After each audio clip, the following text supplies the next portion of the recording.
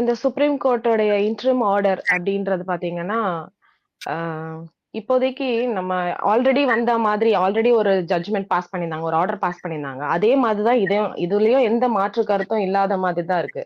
நடுவுல கொஞ்சம் வந்து ஏபிசி ரூல்ஸ ஃபாலோ பண்றேன்னு சொல்லிட்டு, திருப்பியும் அதே கொண்டு வந்துட்டு டாக்ஸ் வந்து இன்னும் ஸ்பெசிஃபிக்கா ஸ்கூல்ஸ்ல, காலேஜஸ்ல, ஹாஸ்பிட்டல்ஸ்ல இதுல எல்லாத்துலயும் ரிமூவ் பண்ணணும் அப்படின்றாங்க. ரிமூவ் பண்ண என்ன தானே வேணும் மேடம். பொறுத்தவரைக்கும் டீனா மேடம் அங்கேருந்து சொல்லுங்க ரிமூவ் மேம். பண்ண தானே வேணும். இல்ல. அதாவது அங்க எல்லா இடங்கள்லயும் இருக்கிறது வந்து பாத்தீங்க அப்டின்னா, அதோட வாழ்விடமும் கூட தான். அதோட வாழ்விடமும் எது எல்லாத்துல இந்த இடத்துல இருக்கக்கூடாது, அந்த இடத்துல இருக்கக்கூடாதுன்னு நம்ம அத பிரிவினை பண்ண முடியாது. சோ நம்ம எல்லாத்தோட கோஎக்ஸிஸ்டன்ஸா வாழணும்ன்றது தான் யுஜிசி இன்னும் யூனிவர்சல் கிராண்ட் கமிஷனும் 3 மாசத்துக்கு முன்னாடி ஒரு அனிமல் வெல்ஃபேர் டீமே ஒண்ணு அமைக்க வச்சிருக்காங்க. அதாவது எல்லா ஸ்கூல் காலேஜஸ்க்கும் coexistence of birds, plants, animals, trees எல்லாத்துக்கூடயுமே நம்ம வந்து கோஎக்ஸிஸ்டன்ஸ் எப்படி வாழணும், எப்படி இருக்கணும் அப்படின்றது ஸ்கூல் ஸ்டூடெண்ட்ஸ்க்கும் சரி, காலேஜ் ஸ்டூடெண்ட்ஸ்க்கும் சரி இருக்கணும்ன்றத நம்ம சொல்றோம். இதுல வந்து இந்த அதற்கு கோர்ட் அதற்கு ஆர்டரை பொறுத்த அதற்கு வரைக்கும் மாணவர்களும் நமக்கு வந்து இல்ல இதுல அதற்கு ரீலொகேஷன் அண்ட் ரிமூவல் இருக்கு. இப்ப அத்தனை டாக்ஸே உள்ள இருக்கிற ஒரு 200 டாக் இப்போ ஒரு கேம்பஸ்ல இருக்கு. இப்போ காவேரி ஹாஸ்பிட்டலோ இல்ல ஒரு கவர்மெண்ட் ஹாஸ்பிட்டல்லயோ இல்ல ஒரு 50, 100 நாய் இருக்குன்னா அந்த நாயை எடுத்துட்டு போய் எங்க வைக்கணும்? அதாவது tax are territorial first point. அந்த டாக்ஸை எடுத்துட்டு போய் நீங்க ஒரே பிளேஸ்ல நீங்க வைக்க முடியாது. இப்போ ஒரு ஏரியா டாக்ஸ் இன்னொரு ஏரியா டாக்ஸோட வந்து நம்ம ஒன்னா வைக்கவே முடியாது. அடிச்சுக்கிட்டு ஒன்னாவே அங்கே இறந்துருவாங்க. ஏன்னா இதுல டிசீசஸும் இருக்கு, ரேபிஸும் இருக்கு, சிடியும் இருக்கு. அதுல ஒரு டாக் ரேபிஸ் வந்தா கூட அத்தனை டாகே கடிச்சு அது மொத்தமா இறந்துரும்.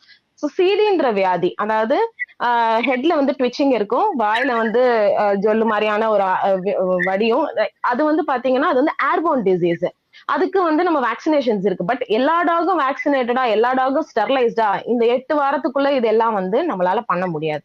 சோ இத நாங்க எப்படி பாக்குறோம் அப்படின்னா, இதுக்கு ப்ராப்பரா ஏபிசி 2023 ரூல்ஸ வந்து இதுக்கு முன்னாடி எப்படி இன்டர் ஆர்டர்ல சொல்லியிருந்தாங்களோ, அதே தான் இப்பயும் ஃபாலோ பண்ணியிருந்திருக்கணும். சோ அதுலயே வந்து ரீலொகேஷன், ரிமூவல் 2மே ஆஃபென்ஸ் தான். சோ நம்ம வந்து எந்தெந்த ஏரியால இருக்கோ டாக்ஸ் அதே ஏரியால கருத்தடை பண்ணி டீனா அதுக்கு மேடம் மேல விடுறதுதான் டீனா சட்டமும் மேடம் நான் சொல்லிச்சு. என்ன இல்ல இல்ல எனக்கு ஒரு சந்தேகத்தை நான் வைக்க விரும்புறேன். ஒரு நாய் இன்னொரு நாயோட போய் சேர்றப்ப அதுக்கு என்ன டிசீஸ் இருக்குன்னு தெரியாது, அதுக்கு வேக்சினேஷன் பண்ணும், ஏர்பான் டிசீஸ் இருக்கு அப்படின்னு நிறைய விஷயங்களை நீங்களே ஒத்துக்கிறீங்க.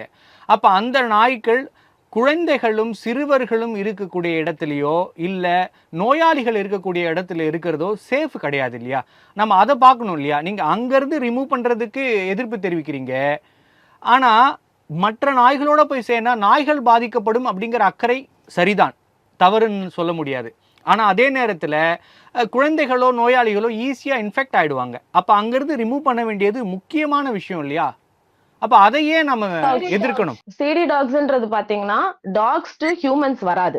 சோ டாக்ஸ் டு டாக்ஸ் மட்டும்தான்.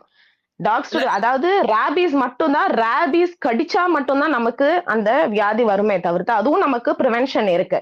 பட் சிடின்ற வியாதி வந்து அது அவங்களுக்குமே உள்ள airborne disease. It is not நீங்க ஃப்ரம் நீங்க டீனா மேடம் டாக். நீங்க நீங்க நீங்க செய்திகள்ல தொடர்ந்து பார்த்துக்கிட்டே இருப்பீங்க. நாய்க்கடியால எவ்வளவு உயிரிழப்புகள் ஏற்படுகிறது, உயிரிழப்பை தாண்டி மக்கள் எவ்வளோ பயத்தில் வாழ்கிறாங்க அப்படிங்கிற எல்லா விஷயத்தையும் நம்ம பார்க்க வேண்டியிருக்கு. இங்கே சமூகமாக சேர்ந்து வாழணும் அப்படிங்கிற விலங்கு நல ஆர்வலர்களோட கருத்தை நம்ம ஏற்றுக்கலாம். ஆனாலுமே கூட அதே நேரத்தில் மக்களுக்கு பாதிப்பு இல்லாமல் இருக்கணும் இல்லையா? இது ரெண்டுத்துக்கும் நடுவில் பேசுறதான சரியான வாதமாக இருக்க முடியும். 101% ரைட்டு. இதுக்கு நடுவுல பேசுறதுக்கு தான் வந்து நம்ம அனிமல் வெல்ஃபேர் லைக் நம்ம அனிமல் பர்த் கண்ட்ரோல் ரூல்ஸ் இருக்கு. கண்டிப்பா வேக்சினேஷன் பண்ணணும். வேக்சினேஷன் பண்ணணும்ன்றதுக்கு கவர்மெண்ட் அவ்வளோ ஒதுக்கீடுகள் கொடுத்துருக்கு. கிட்டத்தட்ட பேர் என்ன ஸ்டெர்லைசேஷனுக்கும் வேக்சினேஷனுக்கும் மட்டுமே 20ல இருந்து 30 கோடி ரூபாய் ஒதுக்கி இருக்காங்க. அப்போ அந்த ஸ்டெர்லைசேஷனும் வேக்சினேஷனும் பண்ணியிருந்தோம் அப்படின்னா இத்தனை காலங்கள் இந்த சென்னை ஃபார் எக்ஸாம்பிள் எடுத்துக்கிட்டோம் அப்படின்னா போன வருஷத்துல இருந்து இந்த வருஷம் தான் நம்ம வந்து அக்ரெசிவா 1,00,000 வேக்சின்ஸ் வந்து நம்ம போட்டிருக்கோம். இதுக்கு முந்தின வருஷம் எடுத்து பாருங்க, இல்ல ஒரு லாஸ்ட் 5 இயர்ஸ் எடுத்து பாருங்க. என்ஜிஓ அந்த மாதிரி எங்களை மாதிரி தன்னார்வலர்கள் மட்டும்தான் இந்த வேக்சினேஷன்ஸை பண்ணியிருக்கோம். எங்களுடைய கை காசு போட்டு மட்டும்தான் ஸ்டெர்லைசேஷன்ஸ் ப்ராப்பரா நடந்திருக்கு. ஸோ கவர்மெண்டோடைய இதோடைய ஃபெயிலியர் அப்படின்றதுதான் நான் பாக்குறேன். ஸோ இது வந்து வியாதியை கட்டுப்படுத்துறதுக்கு உண்டான வேக்சின்ஸ் இருக்கு. ஏன் இந்த வேக்சின்ஸ் போடப்படலை? It is not a fatal right. It is not like சிடின்றது ஃபேட்டல் கிடையாது. அது வந்து முன்னாடியே நம்ம தடுக்கிறதுக்கு உண்டான வேக்சினேஷன்ஸ் இருக்கு.